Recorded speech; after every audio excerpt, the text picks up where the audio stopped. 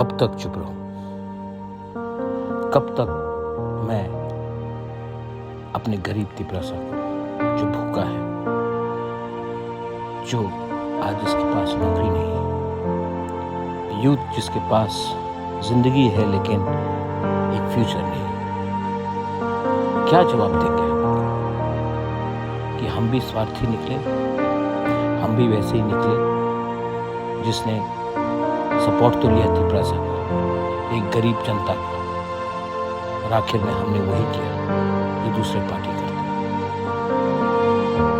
गांव में बलात्कार हुए हैं, नौकरी नहीं है, मलेरिया से लोग मरते हैं, डॉक्टर नहीं, रास्ता टूटा हुआ है, कॉन्ट्रैक्टर्स पैसा खा लेते हैं, मंत्री इलेक्टेड लीडर्स पैसा खाते हैं, और तिपरासा का वही कंडीशन है। पूरा नॉर्थ ईस्ट, पूरा देश हमारे ऊपर हंसता है। हमने क्या पाया? हमें पावर चाहिए कि राइट्स चाहिए, तो पावर मांग बनाई गई। अगर आज अपने पावर के लिए अपने राइट्स को बेच देंगे, छोड़ देंगे, कुछ हम इतने सेल्फिश कैसे? ये सवाल मुझे दिल से खटखटाता है। क्या हो गया?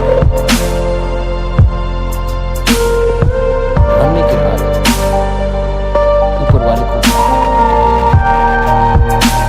क्या जवाब देंगे? क्या हमने वही सपोर्ट लिया एक गरीब जनता का, एक गरीब भूखा तिपरासा का, और हमने उनको वापस वही धोखा दिया जो 70 साल से।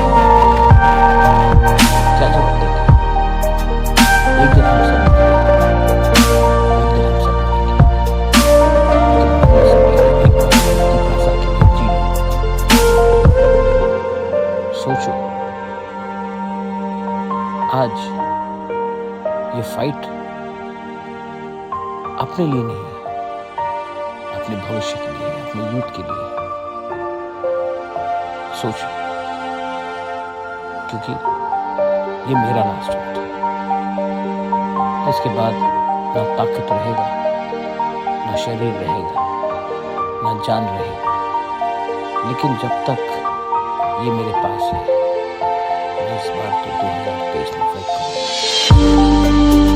मुझे मालूम नहीं कि मेरे साथ कौन है, मुझे मालूम नहीं,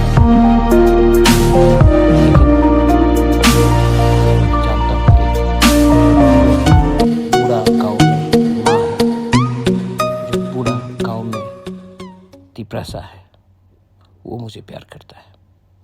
यूथ है जो आशा करता है कि ये प्रद्योत माणिक्य कुछ न कुछ तो करेगा।